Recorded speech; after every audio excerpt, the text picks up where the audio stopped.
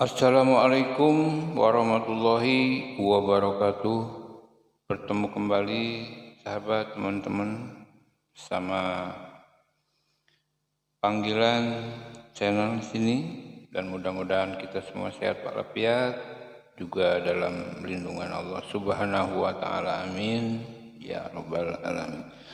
Sahabat panggilan channel di mana saja berada, bahwa permasalahan sengit nasabah alawi ini masih sangat ramai dan sengit. Nampaknya tidak bisa buru-buru selesai ini, masih panjang. Sebab masyarakat Indonesia sendiri masih banyak yang membela Habaib, mungkin karena cintanya kepada para Habib, mungkin, atau sudah kena jampe-jampenya ya, atau mungkin belum sadar. Mudah-mudahan aja mereka sudah sadar dan Allah bukakan hatinya untuk menyadari. Atau kita minta kepada Allah agar yang belum membantu dan masih percaya kepada Habib digetarkan hatinya untuk bisa menerima. Ya muqallibal qulub, hanya Allah yang bisa membolak-balik hati manusia. Sahabat di mana saja berada, sebagai tontonan dan pelajaran serta agar kita lebih jauh tahu tentang bagaimana sih terjang mereka, bagaimana sih gerakan mereka. Nah, di sini saya akan tontonkan beberapa cuplikan video ya, beberapa cuplikan tentang gerakan-gerakan Habib muda yang ceramahnya dengan nada keras, tegas ya. Bahkan berani ini sampai menghina, di sini yang menghina Menteri Agama yang mengaku udah segala macam ya, dengan nada keras, dan kayaknya panggung punya dia, dan tidak ada hukum di sini, hanya Habib yang punya hukum, kayaknya gitu, seperti itu. Sini nanti ada Bahar bin Smith gimana, kemudian kalau saya nyebutnya Wak Bahar aja dah, ada yang lainnya, ada Warijik juga ya. Warijik gimana ini? Anak buahnya kayak gitu, ini tua bangkanya juga kayak gitu. Bukan sadar ente, ntar lagi mati ente ketemu Rasulullah malu nanti. Ditunjuk-tunjuk nanti, lu ngaku-ngaku cucu gua. Tidak seperti itu ya. Ya sahabat, di mana saja berada, sekali lagi mudah-mudahan cuplikan video ini atau pertunjukan ini menjadi sebuah pelajaran bagi kita agar kita bisa mengetahui seperti apa mereka ya. Ada yang intinya mereka menanamkan ini agar masyarakat itu mencintai Habib, agar masyarakat itu betul-betul sayang, mencintai Habib. Apa kata Habib dilaksanakan, digugu, ditiru ya. Kayak gitu intinya. Jadi kayak doktrin gitu ya, kayak doktrin memberikan cerita-cerita halusinasi, harupat bohong ya, yang jauh bahkan menyesatkan. Ya memang mereka modalnya itu, cerita-cerita modalnya itu. Ya kayak Abu Nawas kan. Ya banyak pada cerita Abu Nawas ada yang kita ambil. Kayak gitulah. Tapi masih mending Abu Nawas jujur. Tidak ada neko-neko tujuan. Ya, seperti itu, dan bagaimana kita saksikan sendiri ya nanti. Ini ada beberapa video, beberapa cuplikan lah ya. Beberapa cuplikan yang sangat menarik dan akan jadi pelajaran buat kita. Oke, selamat menonton. Semoga bermanfaat.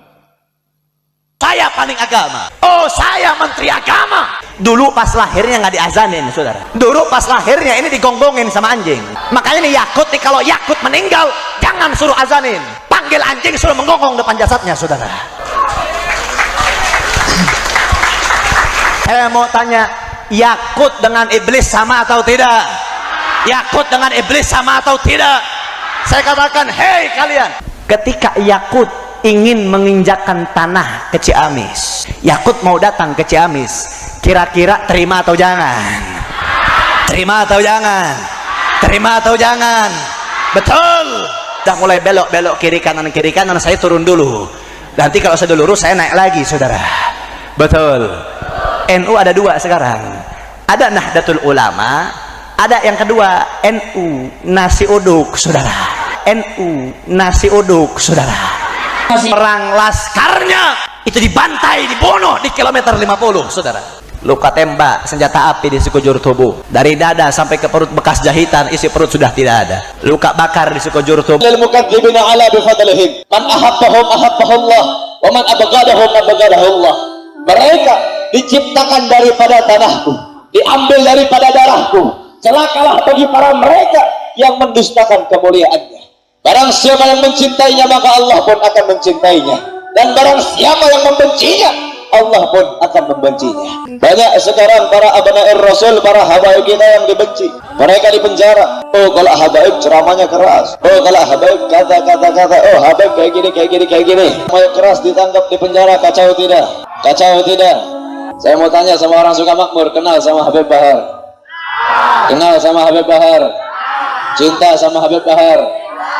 Kalau Habib Bahar ceramah sering didengarin, sering hadir, berarti cinta sama Habib Bahar. Kenapa Habib Rizik di penjara? Karena beliau seorang ulama, seorang habib, seorang cucu Nabi yang menyampaikan kebenaran walaupun dirinya harus hancur, saudara. Dan kalau mau jadi ulama sama sekarang nggak harus pondok pesantren, enggak. Kalau mau jadi kiai, mau jadi ustadz sama sekarang nggak harus mondok, saudara. Tukang mabok, tukang judi, tukang zina, mau jadi kiai gampang. Tukang mabok, tukang judi, tukang zina, mau jadi kiai gampang. Iya, seperti itulah tadi suaranya Habib muda yang mencaci maki Menteri Agama ya, Gus Yakut ya, sampai menyamakan dengan iblis. Dan luar biasa ya, bukan main ya, sungguh berani. Dan mudah-mudahan itu sudah lama, tapi ya ini ada jejak digitalnya lah ya, agar kita ketahui ya. Dan selanjutnya coba kita saksikan ini harupat, cerita-cerita harupat bohong ini. Nas Al-Quran divonis langsung oleh Allah Ta'ala, manusianya masih hidup, tempatnya neraka. Dimimpikan Abu Lahab setiap hari Senin dari ibu jarinya mendapatkan minuman di neraka, minuman surgawi. Sehingga setiap hari Senin Abu Lahab minum minuman surgawi di neraka. Seperti ini Al-Habib Umar bin Muhammad bin Salim bin Hafid Mantarallah bituli hayati. Di masa Habib Anis saya pernah menanyakan tentang hadis, tentang cerita tersebut. Maka apa komentar Habib Umar? Habib Umar mengatakan Allah Ta'ala ingin membuat maulid Nabi hatta finnar, sampai di nerakanya Allah Ta'ala. Di neraka tetap ada maulid. Di neraka hari Senin tidak boleh ada kesusahan. Di hari lahirnya Nabi, orang di neraka yang pasti diseksa, gak mungkin dapat kenikmatan dari Allah Subhanahu wa Ta'ala, yaitu minum minuman untuk Abu Lahab. Ada maulid di nerakanya Allah Subhanahu. Panggil di Dompu waktu saya mengajar di Dompu Habib hujan. Kalau ada negeri tidak turun hujan, saya injak bumi, ya Allah kasih turun hujan. Belum angkat kaki, sudah turun hujan. Saya kasih julukan Habib hujan. Waktu saya tinggal di Parung, hujan tiap hari. Yang disedihkan oleh saya, ketika waktu makan, hujan turun. Saya berkata kepada hujan, berhenti hujan. Hujan tuh berhenti. Anak murid saya berkata, abah keramat. Keramat benar. Satu saat saya mau pergi Jumat, pas adzan hujan turun. Saya berkata, hujan berhenti. Dijawab oleh hujan,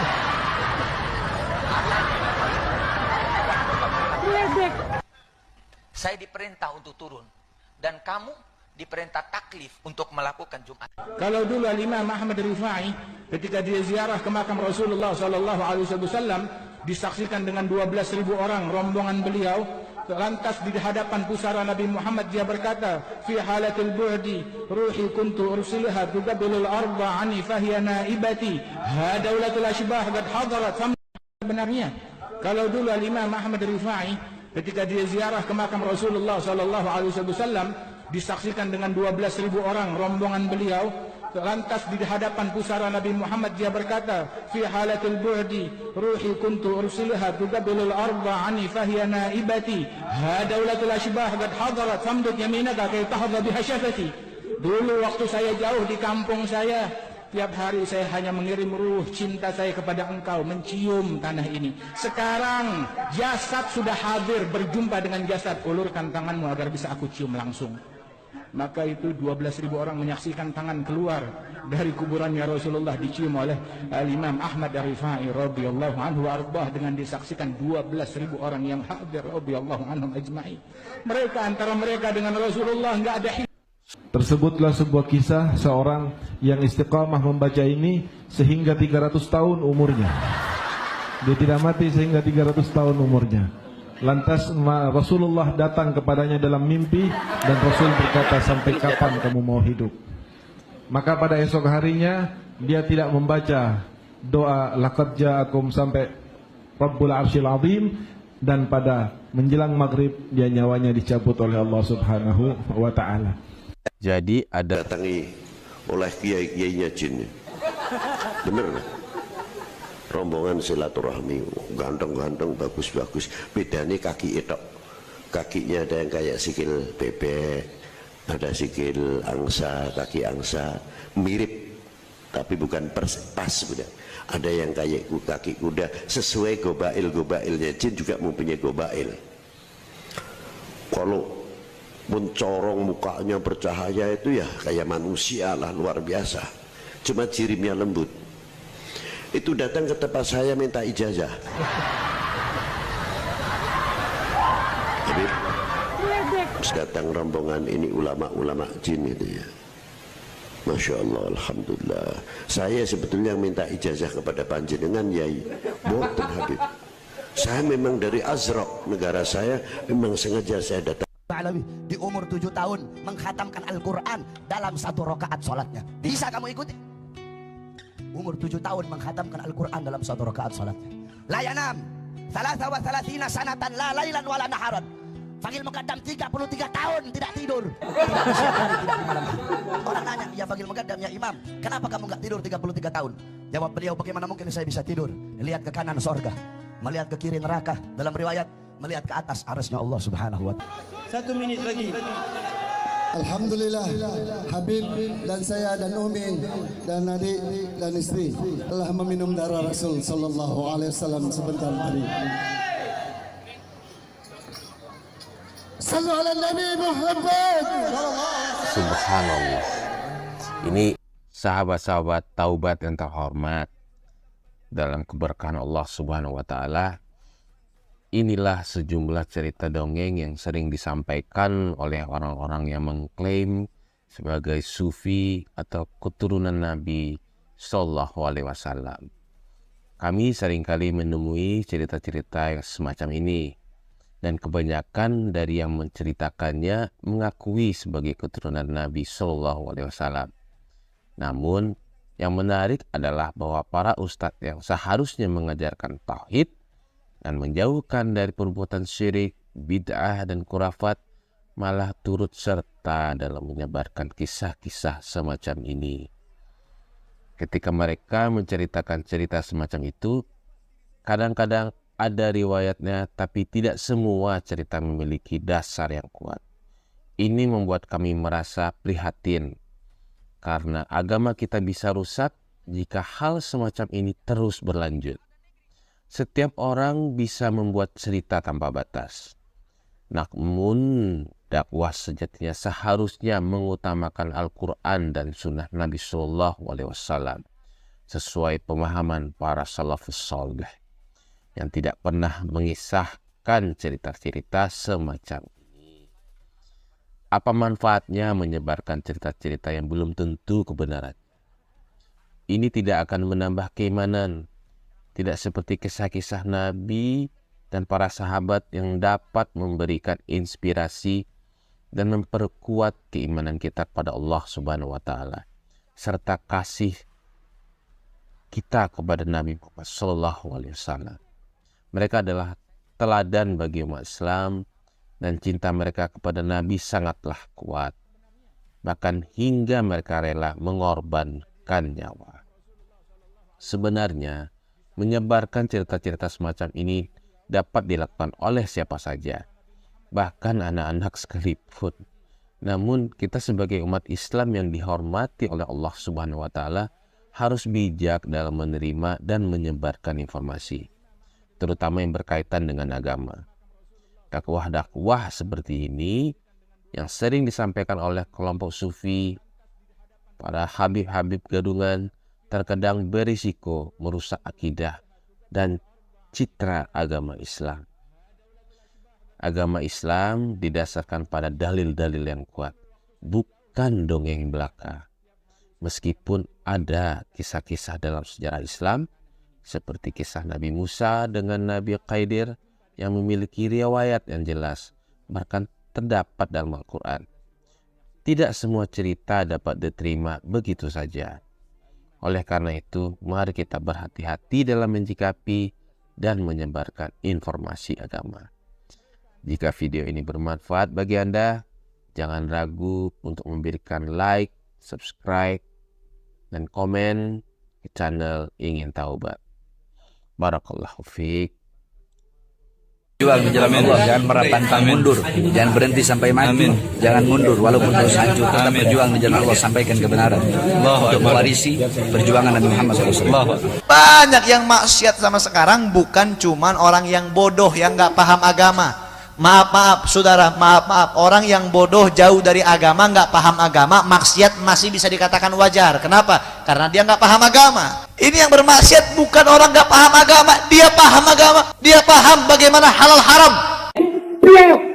Ini udah bodoh, goblok, tolol, sok pintar, padahal goblok, padahal bodoh, padahal tolol. Mengalir air mata, dibunuh, siap mati, siap hancur.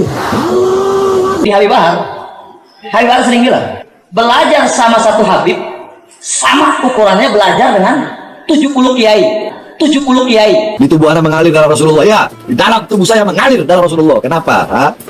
Iri. Iri. Sama. Fil mafadilah baina syaraf fil ilmi wa syaraf fil nasab. Antara mulia lebih mulia ilmu atau lebih mulia nasab garis keturunan. Para ulama berbeda pendapat. Para ulama sepakat, maka para ulama menjawab yang kedua. Qalu, para ulama itu berkata, li'annahu dzatiyun. Garis keturunan itu zat. Nggak bisa dirubah. Darah daging. Sedangkan yang pertama itu hanyalah anugerah pemberian dari Allah Subhanahu wa taala yang satu saat bisa. Dua-duanya mulia. Tapi kalau mau dibandingkan mana yang lebih mulia, menurut ulama bukan menurut anak.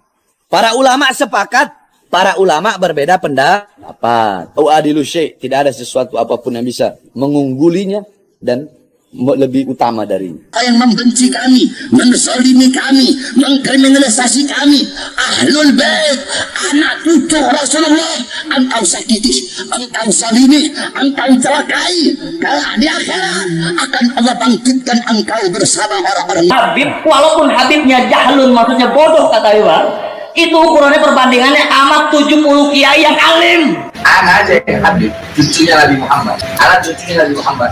Orang laskarnya itu dibantai, dibunuh di kilometer 50, saudara.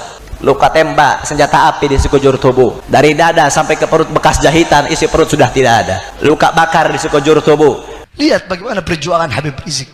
Organisasinya dibubarkan. 6 laskarnya, 6 pengawalnya, 6 muridnya dibunuh, dibantai dengan keji, ditembak sampai nyawa jadi taruhan. Pembantai 6 orang laskar cuman di penjara 6 tahun, saudara. Cuman di penjara 6 tahun, kira-kira adil atau tidak? Kacau atau tidak? Kacau tidak? Kacau tidak? Kacau atau tidak? Biarkan dia di penjara 6 tahun, keluar dari penjara, saksikan nyawanya di tangan umat Islam, saudara. ulama nggak paham ilmu, nggak baca Al-Quran. Padahal dalam Al-Quran firman Allah Subhanahu Wa Taala, "I'tasimu bihablillahi jami'an wa la tafarraqu." Berpegang teguh dari Allah, jangan sampai yang namanya terpecah belah. Betul. Ini firman Allah, saudara. Firman Allah yang mana para alim ulama, para dai-dai yang menyampaikan ilmu, yang mana tugasnya para alim ulama untuk mempersatukan umat, bukan untuk memperpecah belah umat. Betul. Hormati, sayangi, cintai anak keturunan Nabi Muhammad sallallahu alaihi wasallam, yaitu para habaib. Ingat, fawailul lil mukadzibina ala bi fadlihim. Man ahabbahum ahabbahullah wa man abghadahum abghadahullah. Mereka diciptakan daripada tanahku, diambil daripada darahku. Celakalah bagi para mereka yang mendustakan kemuliaannya. Barang siapa yang mencintainya, maka Allah pun akan mencintainya. Dan barang siapa yang membencinya, Allah pun akan membencinya. Banyak sekarang para abna'ir Rasul, para habaib kita yang dibenci. Mereka di penjara. Oh, kalau habaib ceramahnya keras. Oh, kalau habaib kata. Oh, habaib kayak gini. Mau keras ditangkap di penjara, kacau tidak? Kacau tidak? Saya mau tanya sama orang suka makmur, kenal sama Habib Bahar? Kenal sama Habib Bahar? Cinta sama Habib Bahar? Kalau Habib Bahar ceramah sering didengarin, sering hadir, berarti cinta sama Habib Bahar.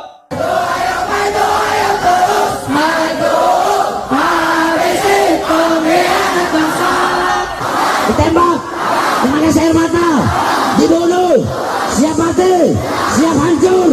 Allahu Akbar. Kenapa Habib Rizik di penjara?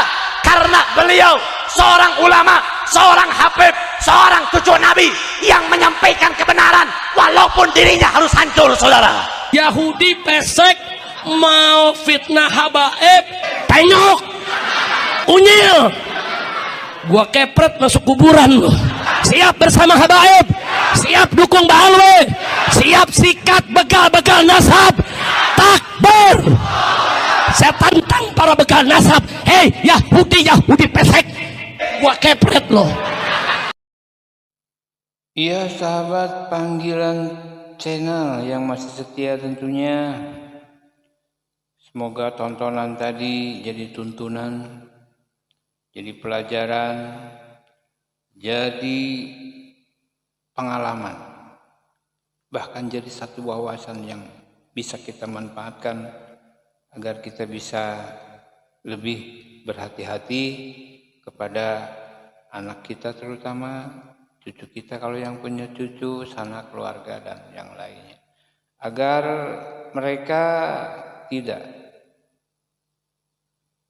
ikut serta ke dalam hal-hal yang tidak benar.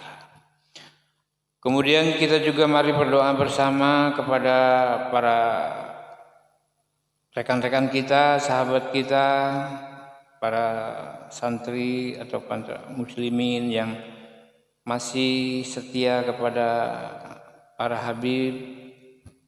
Mudah-mudahan Allah getarkan hatinya, bisa segera berubah, bukan membenci tapi untuk tidak terlalu membela mereka. Artinya harus pro kepada para ulama dan kiai pribumi, para kiai dan santri kita sendiri. Jadi jangan bertolak belakang, malah menentang, bahkan ngajak berantem, ya.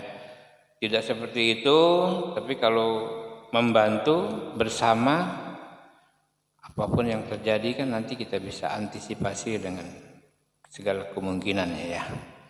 Baik sahabat dan teman-teman, terima kasih atas segala perhatiannya. Mudah-mudahan bermanfaat.